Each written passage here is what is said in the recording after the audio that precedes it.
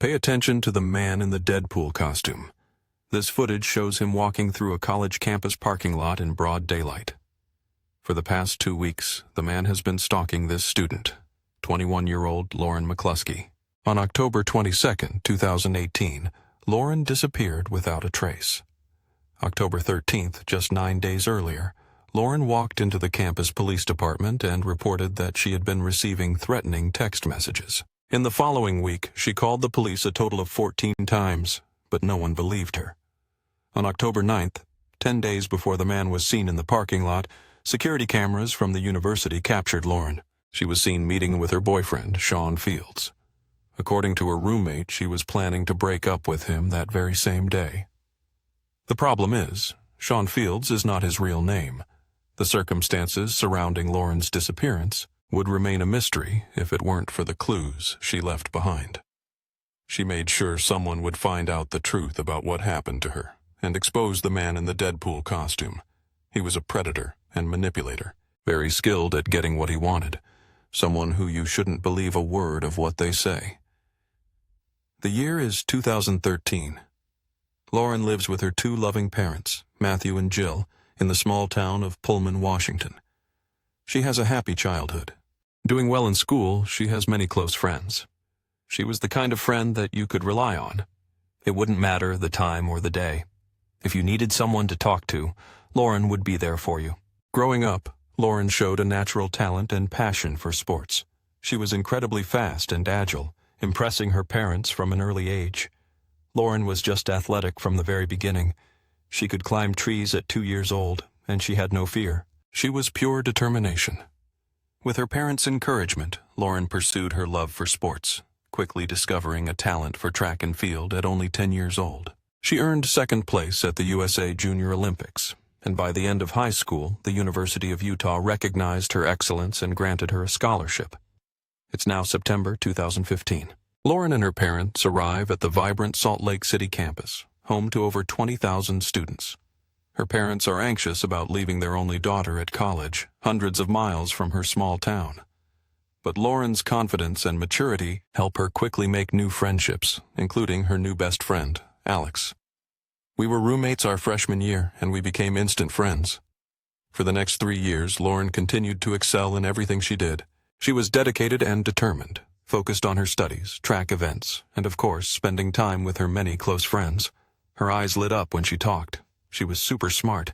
You didn't just see her as an athlete. She was a comedian. She was also a dancer. She did extremely well, and she was very excited about graduating. But on the night of September 1st, 2018, Lauren's life would change forever. It's the start of her final year of college. Having recently turned 21, Lauren decides to go out on the weekend for a fun night with her best friend, Alex. It's Saturday night. Downtown Salt Lake City is bustling with nightlife as students fill the streets and bars. Lauren and Alex arrive at the entrance of the London Bell, a popular bar in Salt Lake City known for its live music and dancing, and conveniently only 15 minutes away from their dorm. Before entering, they are stopped by the bouncer, a friendly and charismatic man standing over 6 feet tall. He greets the 2 young women with a smile and introduces himself as Sean Fields before letting them inside the establishment. I remember him being very large, with big muscles.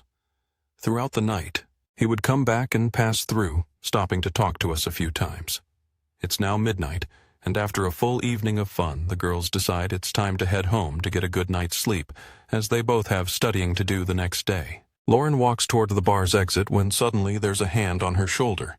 It's the man she's been sharing glances with all evening, the handsome bouncer, Sean. They chat for a bit more before saying their goodbyes. He asks her out, and she gives him her number. They make plans to go on a date later that day. It's now September 2nd, and Lauren is getting ready for her first date with Sean. In her life, Lauren has never had a serious boyfriend. So far, Sean is ticking all the boxes. He's considerate, friendly, and attentive. They both bond over their college life, as he is a student as well, majoring in computer science. Although he's a bit older than her at 28 years old, Lauren feels safe and happy with him. At the end of the date, the young college student goes back home with a smile on her face. Sean is everything she could hope for. He is a gentle and dedicated student, but also an independent man with a part-time job of his own. It sounds sort of old-fashioned the way he pays attention to her. He takes her out for dinner and buys her flowers. He even asks her to be his girlfriend. She clearly seems very happy about her relationship. It started off really good, like a fairy tale, but soon Lauren's close friends notice unusual behavior in this new romantic relationship, which suggests it isn't as rosy and loving as it first seemed. She said, "He told me to wear a t-shirt and jeans, so that's why I'm wearing this."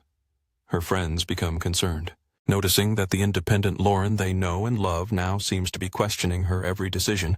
The affection and devotion Sean gives her now looks much more like obsessive and controlling behavior. He constantly harasses Lauren over texts and calls. She would always answer, seemingly fearful of what would happen if she didn't. "Why do you have to answer your phone when that person calls?" And she's like, "You know they really want me to answer my phone right away? Because they just want to make sure where I'm at, what I'm doing, and if I'm okay." After just a few weeks into the relationship, Sean now spends all of his time with Lauren, basically living with her on campus. He makes friends with other students in her dorm, and with these connections, he can freely move through her building without a keycard. Lauren becomes more and more withdrawn, always exhausted. Her friends notice she isn't acting like herself anymore. "We noticed she was tired. She seemed stressed. You could tell, at least physically in her face, that she was going through a lot emotionally with the relationship. This guy is literally not good for her." On October 1st, 1 month after Lauren met Sean, things take a disturbing turn. Sean tells Lauren he wants to give her something. He says it is for her protection. The gift, a loaded military-grade pistol. We would just tell her, "No, you don't need it. Your safety is fine. If anything, he's compromising your safety." When Lauren's friends hear that her boyfriend wants to give her a gun, they quickly tell their resident assistant, Diamond. Diamond, a fellow student who works for the university's housing department, learns exactly what's happening with the new relationship and shares their fears surrounding Lauren. "She's not hanging out with us as much. He's talking about getting her a gun." At that point, it had passed the point of harmless gossip. I called my first supervisor and asked her what steps she wanted me to take.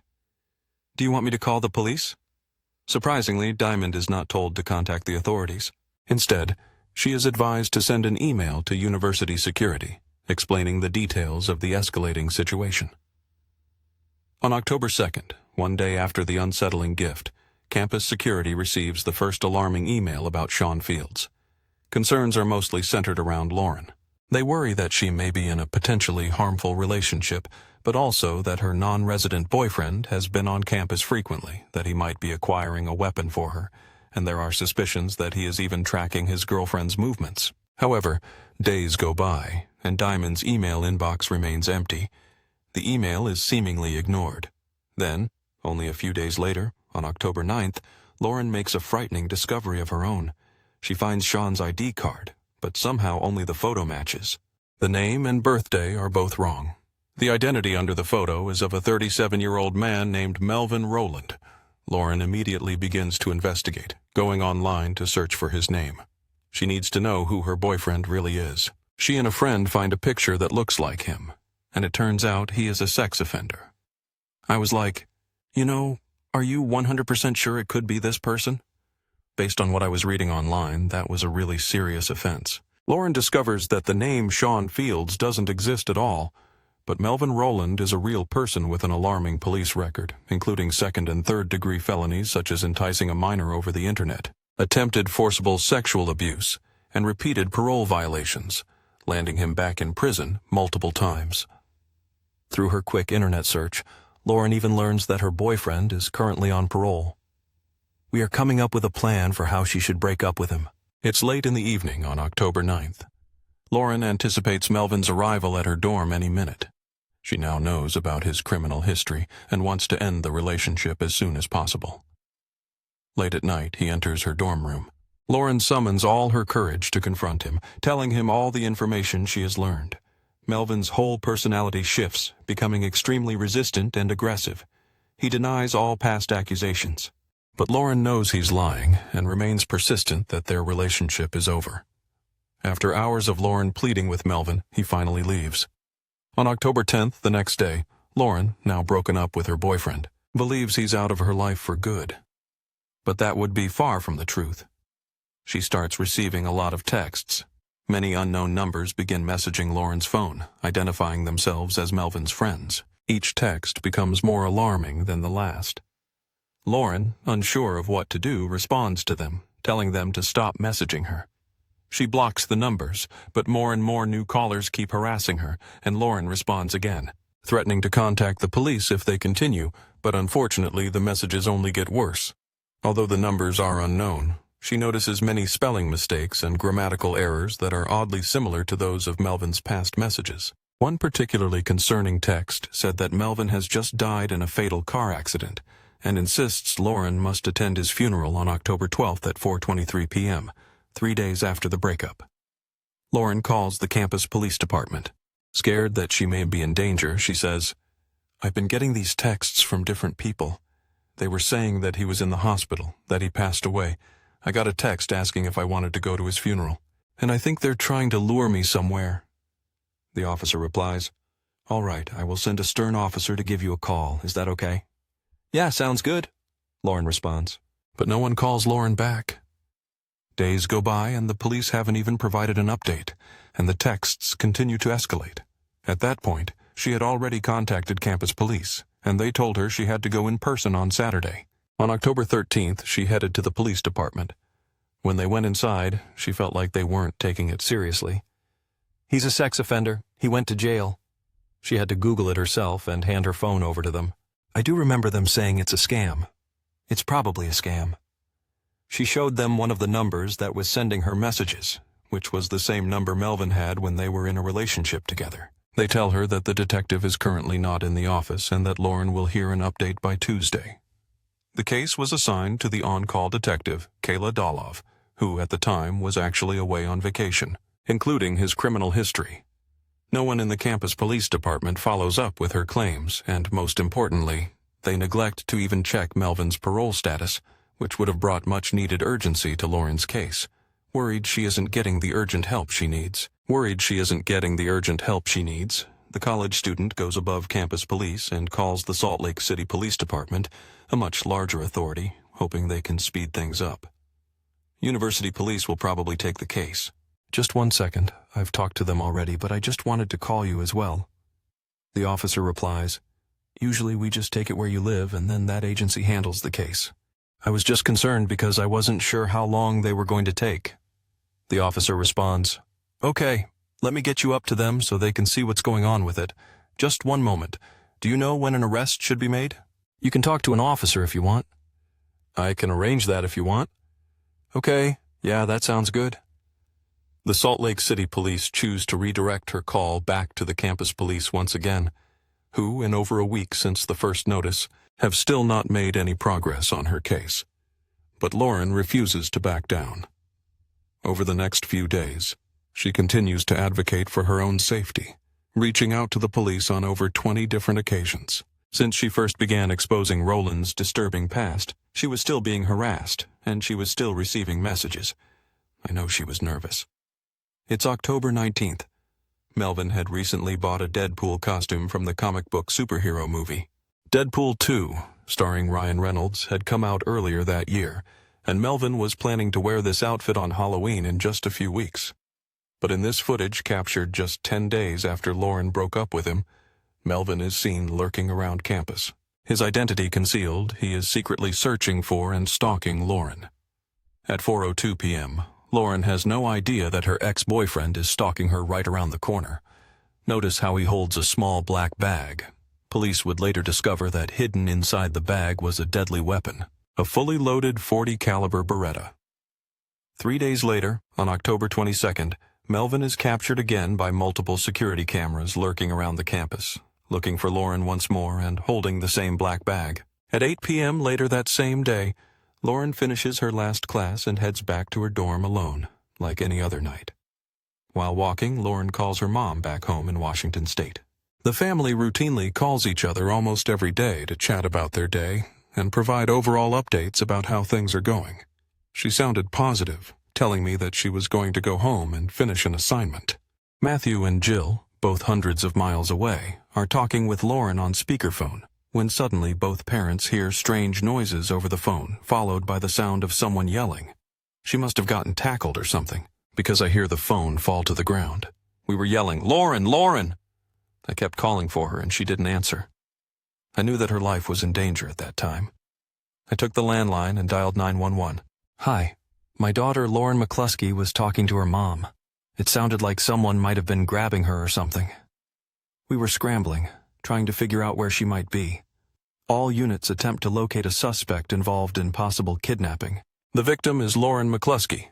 Police, after weeks of Lauren's calls, finally take the case seriously and desperately look for the missing young woman, searching the area as fast as possible, but nothing turns up. Lauren's parents keep calling the police. Everyone is now on the lookout for Lauren. At that moment, police might have just received their first lead when authorities get a phone call from a student who found something while walking through the campus. "Hi, I just found a whole bunch of stuff spread out all over the ground." And a phone that had an active call. I picked it up. "Where's that backpack at? Can you get a location for me?" Police find Lauren's personal belongings scattered all over the ground, but she is still nowhere to be found. Dozens of police cars and police dogs surround the area, setting up a perimeter. Worried students across the campus start asking questions with no answers. What were they looking for? What was going on? They were getting multiple calls from students wondering what to do. The campus staff issues a shelter-in-place alert and releases a description of the prime suspect, Melvin Rowland. A manhunt begins. Police broadcast his face on television, hoping someone will recognize him. The clock is ticking, and Lauren is still nowhere to be found. "I'm calling about my daughter Lauren. The Huskies are missing. We do have officers on scene handling it right now. We're actively looking for her. We're doing everything we can to track her down." Finally, police review the security cameras and notice a man matching Melvin's description heading away from the college grounds. At 8:21 p.m., Rowland is seen leaving the campus parking lot on foot. He proceeds to walk to a nearby light rail station before getting picked up by a driver. Hours go by and police have no idea where he is or what he's doing. Until later that night, a terrified woman contacts law enforcement, telling them she recognizes the man wanted on television. "I saw him," she says. "The picture of this guy, and then I saw that he may have been picked up in the silver sedan, which is similar to my car." "I saw the picture, but the name and age don't match." The woman tells police that Melvin, who once again assumed a different identity, went out with her that evening. She says they met through an online dating app. She had agreed to pick him up at the train station before going out to dinner and spending time at her place. He took a shower at her home and then left after midnight. An hour later, at 1 a.m., Melvin is spotted by a police officer. Walking near 200 East and 500 South in downtown Salt Lake City, an officer reports, "I have officers chasing your suspect on the shooting. He is in foot pursuit right now." Melvin runs down the sidewalk, evading police as the officers close in on him. But he slips away, breaking into a nearby church and barricading himself inside. The neighborhood is locked down, and no one knows what to expect next. Then, without warning, gunshots echo loudly. Police must act now. They force their way in through the large wooden doors, guns raised. Once inside, they find Melvin Rowland's lifeless body. "We have your suspect inside the church. It looks like he has a self-inflicted gunshot wound." While police were on the hunt for Melvin, they were simultaneously looking for Lauren. They found her belongings and searched her dorm, but they couldn't find her later that evening. Police eventually find the vehicle Rowland was driving, a small silver four-door car. The authorities approach it and examine it closely, only to find a body inside. Acting quickly, the officer calls for urgent medical attention. In the parking lot, on the night of October 22nd, Lauren's parents received a phone call from the university's track and field coach telling them news that no parent ever wants to hear. I said, "Is she okay?" And he said, "I'm sorry, she's not. She's gone." I just started crying. It was like trauma, like getting hit by a baseball bat. I remember getting a text from Mrs. McCluskey. She said that we lost her. She said that Lauren had been shot. I just remember going outside and looking up at the stars, hoping. "I just hope you didn't suffer, Lauren, and that you weren't in pain." Lauren's parents and her friends are in disbelief. The whole school community is in a state of shock days after her passing. The school holds a vigil to grieve the loss of Lauren. She was an amazing, genuine, and caring person, and she will be really missed. Matt and Jill McCluskey are in disbelief at how the campus police department could have overlooked their daughter's repeated pleas for help, pleas that seemed to go unheard. Facing widespread criticism, the university holds a controversial press conference where the president states that there was nothing. The campus security could have done more to prevent Lauren's tragedy. This report does not provide a reason to believe that this tragedy could have been prevented. I was shocked that she would say that. I just felt sick to my stomach. These parents lost their child. She is gone, and you have the audacity to try to cover your own mistakes. The sheer number of times she tried to get help from the police should have only required one phone call. Outraged by the university's response and driven to ensure that nothing like this ever happens again, the parents filed a lawsuit against the university, believing it failed to protect their daughter and hoping to reform the institution. I do not want to be in this world without Lauren, but being here, I have no choice but to try to make this world better. Matthew and Jill McCluskey created the Lauren McCluskey Foundation. The foundation's mission is to bring about campus reform and enhance the security of students across the nation. All proceeds from this settlement will go to the Lauren McCluskey Foundation. It will help make the world a better place. This tragedy has sparked an incredible movement that has captivated communities across the nation. You can see some of the signs left by protesters here on the windows of the district attorney's building. Justice for Lauren! Justice for Lauren! Since Lauren McCluskey's death, they have made significant changes in almost every aspect of safety, including changes within the police department, housing, and new task forces.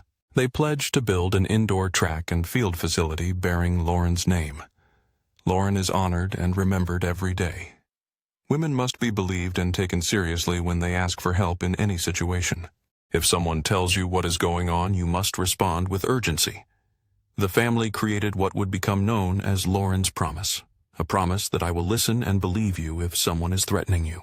That promise is taking root in communities nationwide to increase awareness of the problem. It is not your fault that you are in this situation, and it's okay. Let's talk about it and take action. I've had students come to me and say, "Because of Lauren's Promise, I am alive.